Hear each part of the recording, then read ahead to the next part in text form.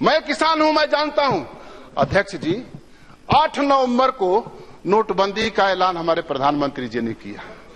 8 नवंबर के पहले 22 अक्टूबर से दलहन की खेती रबी की शुरू हो जाती है और वो 30 अक्टूबर या 2 नवंबर तक समाप्त हो जाती है दलहन और तिलहन की खेती।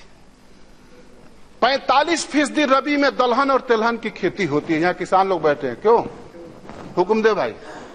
45% खेती और दलहन की और तिलहन की होती है। 45% खत्म, खेती हो गई। 8 नवंबर को नोटबंदी का ऐलान हुआ।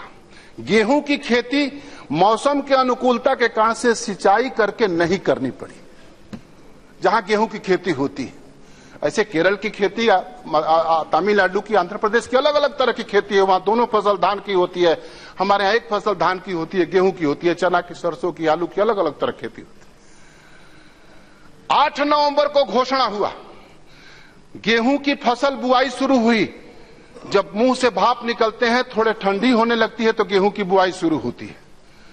गेहूं की बुआई शुरू हुई, गेहूं की बुआई हो गई। अब सिंचाई हो रहे हैं, सिंचाई हो रहे हैं। सिंचाई सोलर से हो रहे हैं, नहर से हो रहे हैं, बिजली से हो रहे हैं। उसकी प्रतिशत आप देख लेंगे तो पता चल जाएगा। महेश जी ने कुछ बात को उद्धृत किया।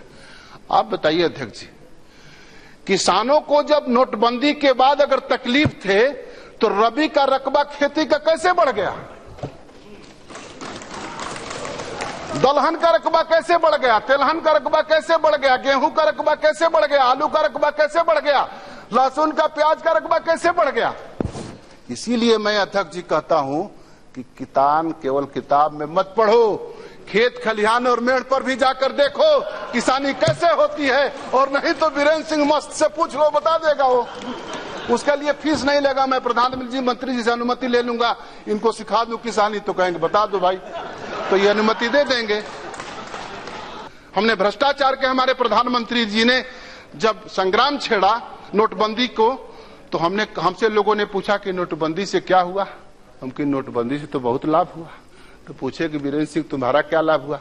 हम कहें कि मेरा लाभ तो किसान का हुआ कि मेरे खेती के रकबे में बढ़ोतरी हो गई। जो खेती सिंचाई से करनी होती है अब सिंचाई नहीं करनी पड़ी, एक सिंचाई में गेहूं हो जाए। और सबसे बड़ा लाभ इस देश में हुआ अध्यक्ष जी, ये सदन सुनकर हैरान हो जाएगा, मेरे समझ से ये लोग नहीं सोच सकते हैं कि फिजूल खर्ची तो बिल्कुल बंद हो गई। बहुत खुशी होगी इस सदन को। वहां एक परंपरा है, कुश्ती की परंपरा। मैं कुश्ती का खिलाड़ी। 134 व्यायामशाला, कुश्ती का व्यायामशाला प्रधानमंत्री जी ने बनाया है। और वहां जाकर देखिए, नौजवान पट्टे रोज वहां अभ्यास करते हैं। इनसे पूछिए कभी व्यायामशाला के बारे में सोचे हो? इनका काम है ही नहीं है, ये सोच ही नहीं सकते। ये तो तैयार हैं। हम तो अध्यक्ष जी कभी फिल्म देखे नहीं है, पढ़ते समय भी कभी फिल्म नहीं देखा हूं। उससे कोई अब नफरत नहीं है, हेमा जी अन्यथा मत लीजिएगा। हमको फिल्म से कोई नफरत नहीं, लेकिन किसान हूं, मेरे मन में नहीं है फिल्म देखने का। लेकिन मैं देखा लखनऊ में 2 नौजवान राजनीतिक क्षेत्र में काम करने वाले ऐसे ऐसे हाथ हिला रहे थे।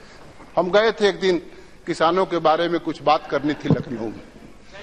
तो हमसे लोगों ने पूछा ये क्या हो रहा है? तो हमने कहा कि पता नहीं क्या हो रहा है भाई, हम तो किसान हैं। हमको लग रहा है कि फिल्म की शूटिंग हो रही है। और ये लोग, एक मैं छात्र जीवन में गीत, हमारे छात्र बिरला हॉस्टल में रहता था, गाते थे, हम न तुझे नजर नहीं आवे चल दरिया में डूब जा, हम न तुम्हें नजर नहीं आए चल दरिया में डूब जा।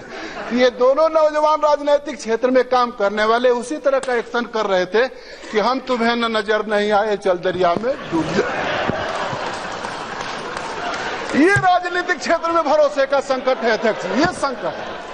राजनीतिक क्षेत्र में हमने प्रेरणा ली है, क्यों हंस रहे भाई? राजनीतिक क्षेत्र में हमने प्रेरणा ली है गांधी से, पंडित दीनदयाल उपाध्याय से, दत्तोपंत ठेंगड़ी से। वर्तमान में हम प्रेरणा ले रहे हैं नरेंद्र भाई मोदी से। ये राजनीति का आदर्श है। मल्लिकार्जुन जी कह रहे थे कि कांग्रेस की कृपा है कि अब भी लोकतंत्र बचा है। और आप प्रधानमंत्री बन पाए। वाह, क्या शेर सुनाया।